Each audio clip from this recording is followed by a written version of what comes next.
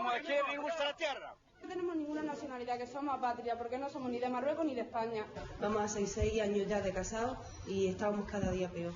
Queremos tranquilidad, pero queremos nuestros derechos. ¡Todo el mundo! Y somos nativos, hemos nacido aquí, no quieren ser extranjeros, nos quieren mandar rabat por la cara, si nosotros no tenemos nada en Marruecos. Nosotros somos nativos de aquí de Melilla y somos hijos de Melilla. Yo tengo nacionalidad española, mis hijos también lo tienen. Pero mis hermanos no tienen, pero tienen parte de nacimiento. ¿Eso cómo van a ser extranjeros?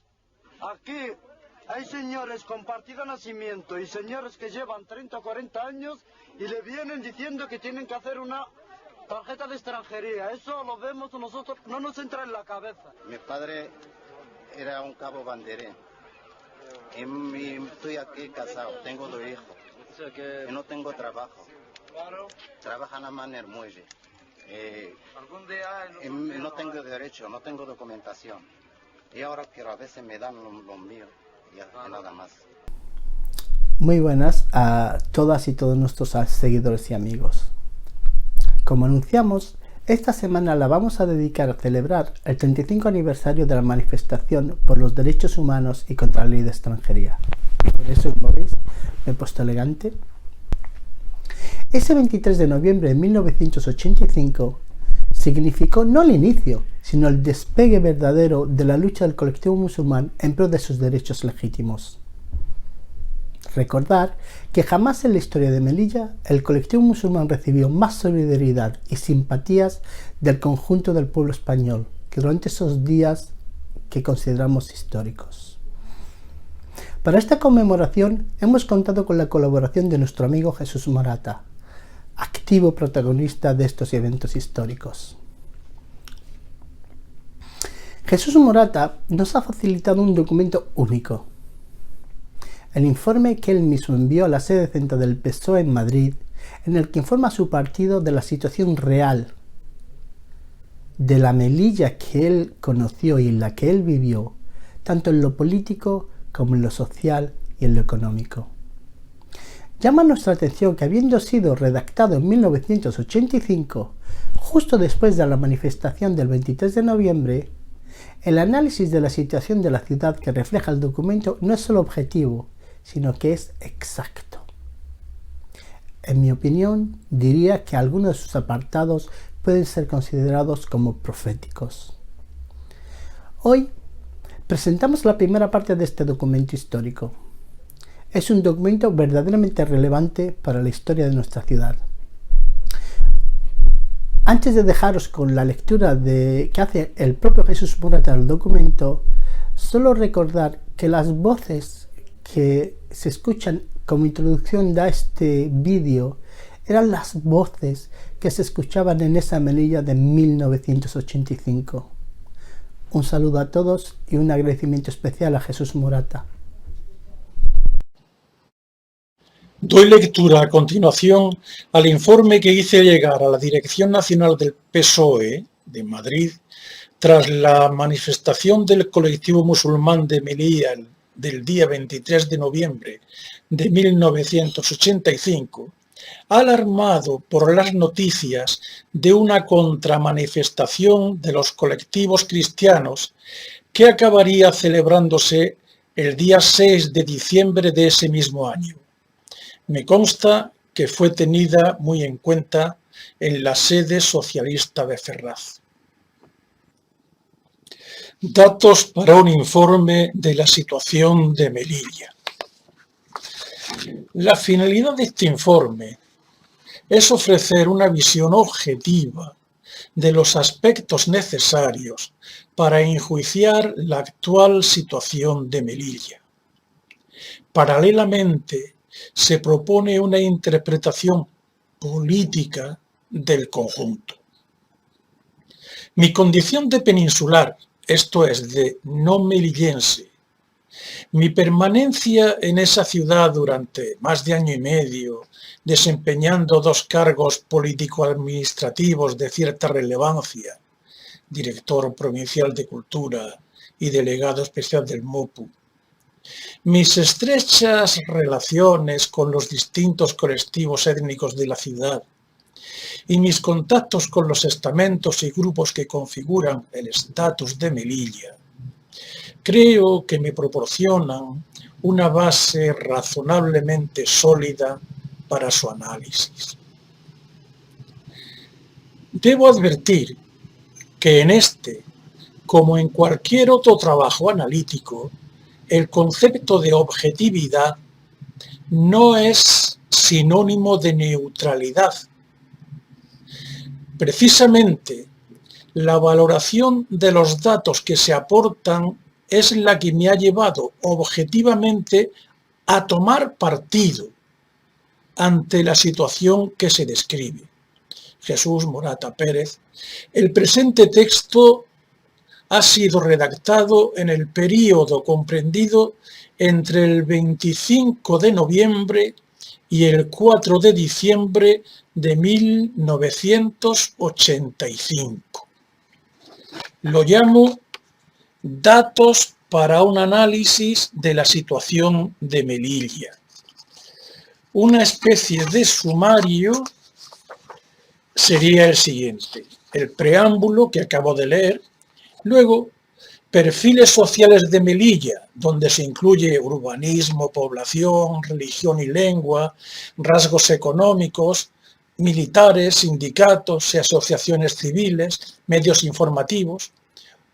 Otro apartado que sería el espectro político local, otro el movimiento musulmán, otro los comportamientos políticos, otro la ley de extranjería en Melilla, otro el PSM-PSOE y los cargos públicos, y finalmente unas recapitulaciones y sugerencias. Bien, dicho eso, paso al primer apartado, que habla de los perfiles sociales de Melilla, tal como yo los veía en 1985. Tengo que insistir en eso porque no estamos hablando de la situación actual, sino de lo que yo percibía en el año 1985. Y empezaba así. Melilla constituye un entramado geográfico, urbanístico y humano muy complejo. Se trata de un enclave costero situado en un país, Marruecos, que lo reivindica como propio.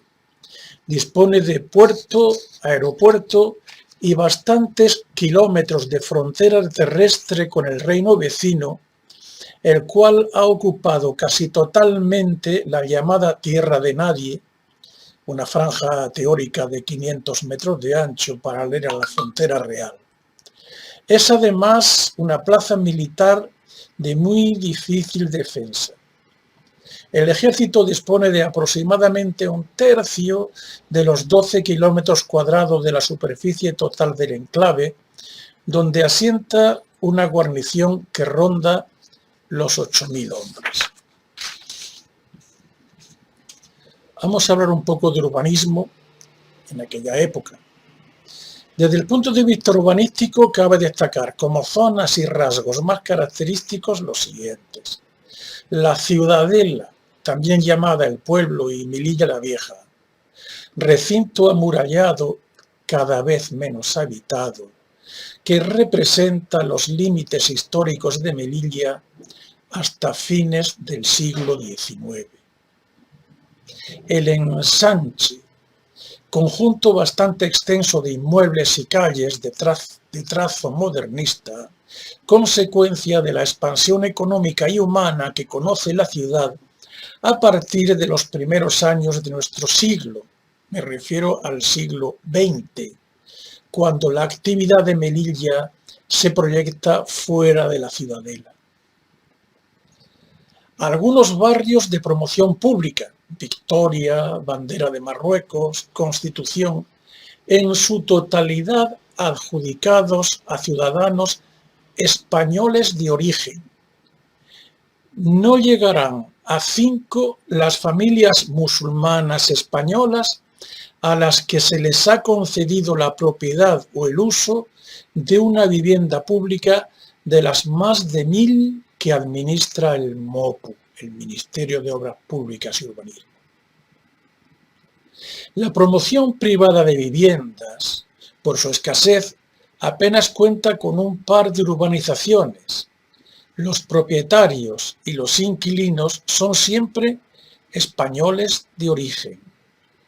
Finalmente se alzan los barrios musulmanes, Cañada de la Muerte, Barrio de los Cuernos, Monte de María Cristina. Se caracterizan especialmente los dos primeros por la ausencia total de condiciones de habitabilidad.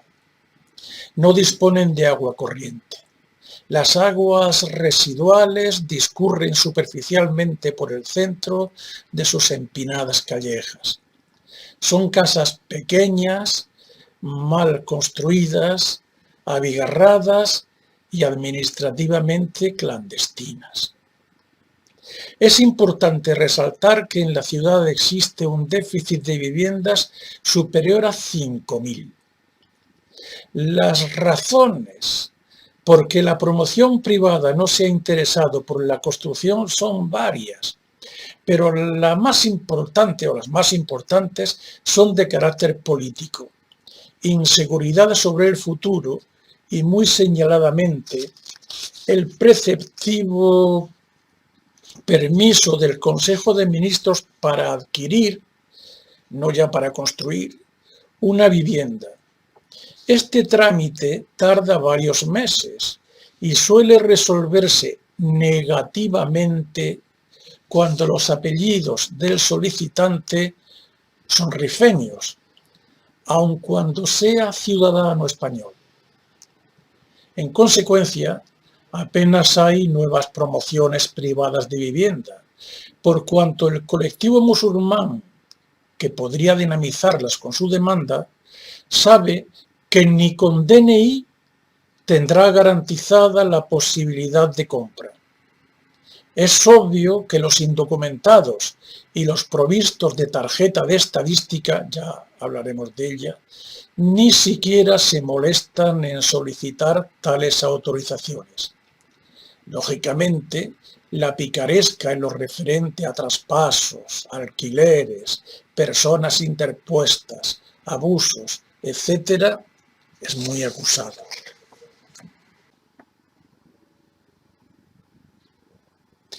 Población. En lo tocante a población, se podría hablar de distribución cualitativa y cuantitativa. En la primera hay acuerdo, no tanto en la segunda. Sin embargo, para eludir controversias, todos admiten que en Melilla coexisten los siguientes núcleos de población: cristianos, hebreos, hindúes, gitanos y musulmanes. Todos estos términos deben entenderse en sentido sociológico y no étnico o religioso, de modo semejante a cuando se habla de católicos y protestantes en el Ulster. Los gitanos son pocos en número e influencia, varias docenas de familias. Los hindúes son pocos, menos aún que los gitanos, pero influyentes. Los hebreos son más que los hindúes, unas 300 familias como mucho, y como ellos ejercen una notable influencia económica y social. Los musulmanes, incluidos todos los residentes, con o sin documentación española, rondaban los 24.000 según los datos publicados por la delegación del gobierno en enero de 1984. Son de origen rifeño. La población cristiana bordea los 50.000 habitantes. Así pues, el total de residentes estables de Melilla se sitúa en torno a los 75.000 habitantes de hecho. Se debe, no obstante, resaltar un importante matiz.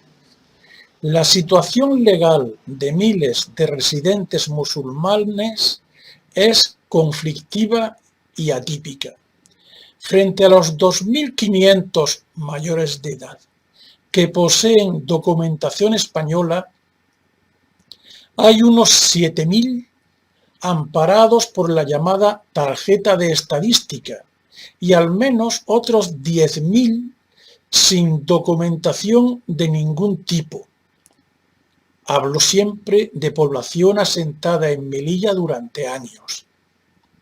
Esta población rifeña, insuficientemente documentada o sin documento alguno que no sea la partida de nacimiento, el padrón o alguna certificación de residencia, será la desencadenante de los conflictos inherentes a la aplicación de la ley de extranjería. Religión y lengua. En Melilla es muy predominante la religión católica, en consonancia con la cuantía de españoles de origen peninsular. Le siguen por este orden la religión musulmana, la hebrea y la hindú.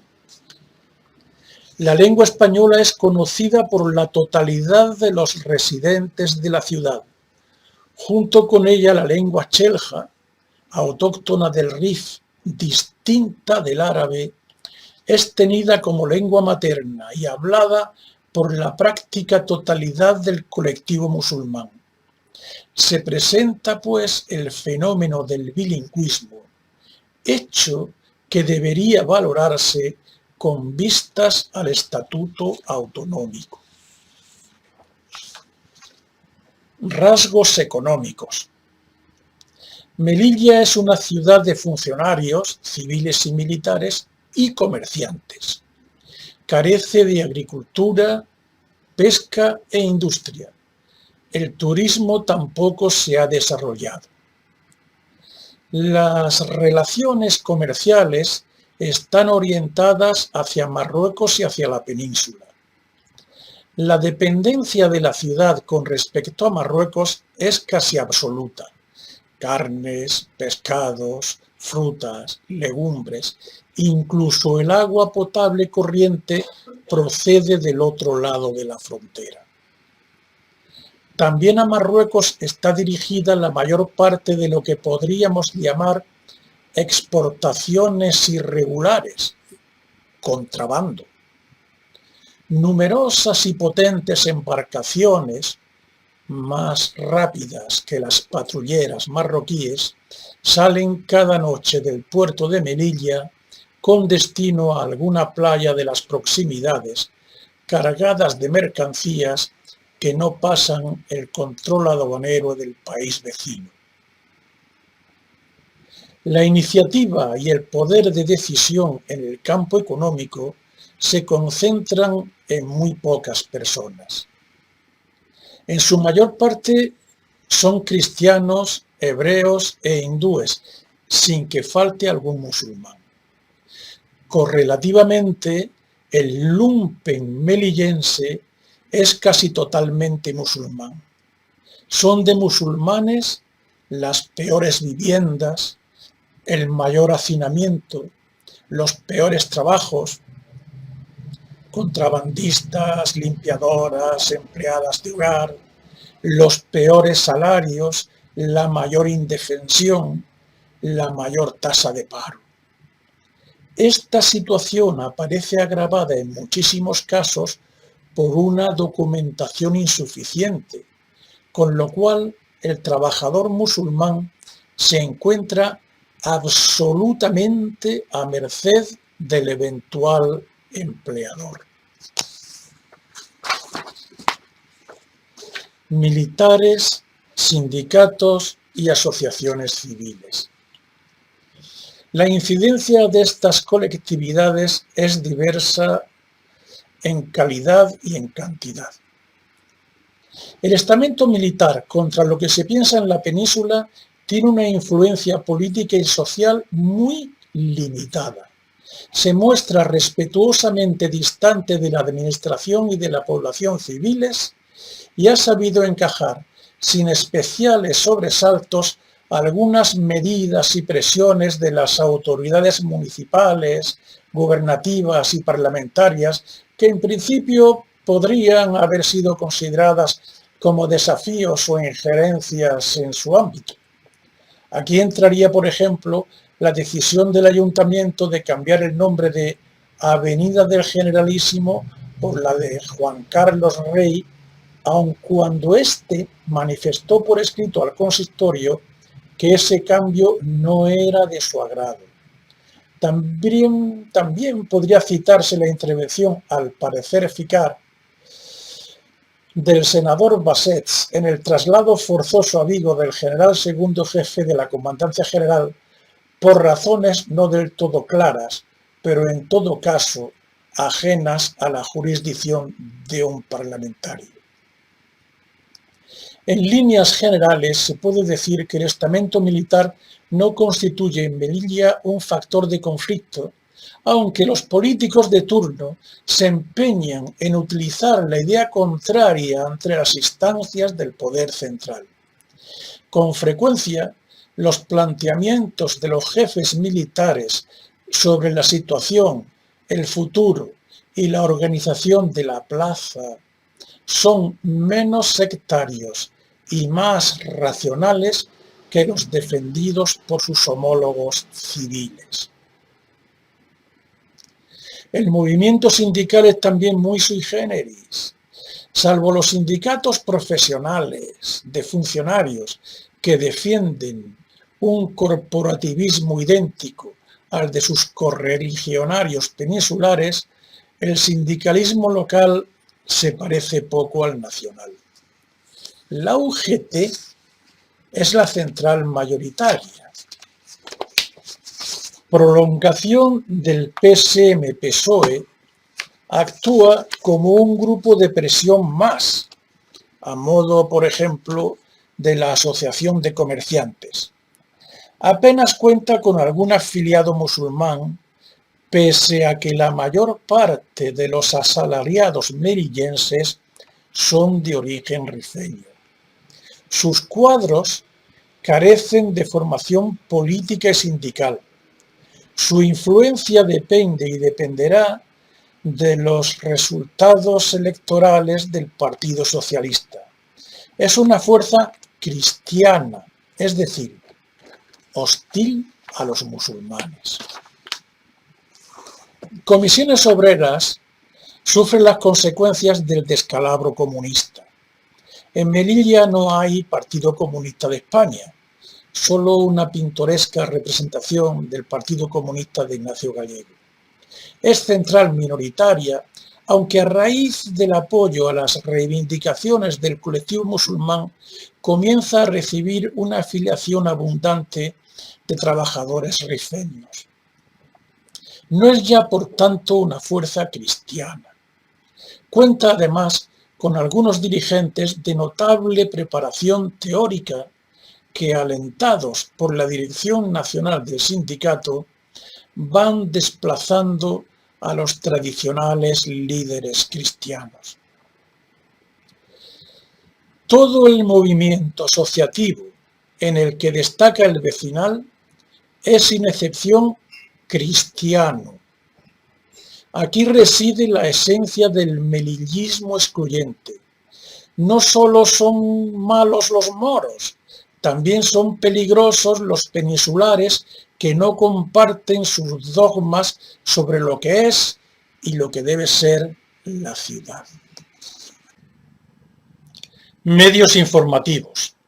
La ciudad dispone de 2 emisoras de radio, SER y Antena 3, un diario local, Melilla Hoy, un suplemento de 8 páginas, Melilla, que llega de Málaga cada mañana con el diario de la Costa del Sol, y 2 páginas del rotativo malagueño Sur. Las 2 emisoras se encuentran muy impregnadas del melillismo cristiano, rasgo que se agudiza en los momentos de crisis cada vez más frecuentes. El diario Melilla Hoy ha querido ser un poco la conciencia crítica de la ciudad. Eso le ha llevado a una postura contraria a la estructura local del partido gobernante, Partido Socialista de Melilla, y especialmente a sus principales representantes, alcalde, parlamentarios, comisión ejecutiva.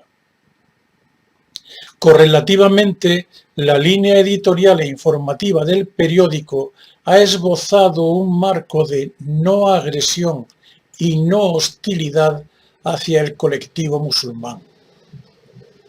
Como es lógico, el Partido Socialista de Melilla responde a las críticas del diario acusándolo de promusulmán, sinónimo de traidor.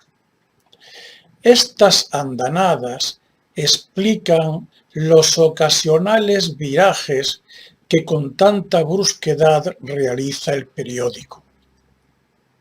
En cualquier caso, no es un diario conservador fascista, como se afirma en un documento interno de la ejecutiva del Partido Socialista de Melilla PSOE. El suplemento Melilla ofrece como su periódico matriz, el Diario de la Costa del Sol, una línea provocadora y amarilla. En la actualidad se encuentra alineado con la política del Partido Socialista de Melilla, en lo que ésta tiene de melillista y antimusulmana, conceptos por demás redundantes. No obstante, si para aumentar la tirada necesita cambiar de orientación, lo harán inmediatamente. Ya lo han hecho en varias ocasiones. Las páginas de Sur dedicadas a Melilla son confeccionadas por los dos corresponsales del periódico en la ciudad. Son fieles a la línea general del diario, basada en primar la información sobre la opinión. En general, su cobertura es bastante equilibrada y objetiva.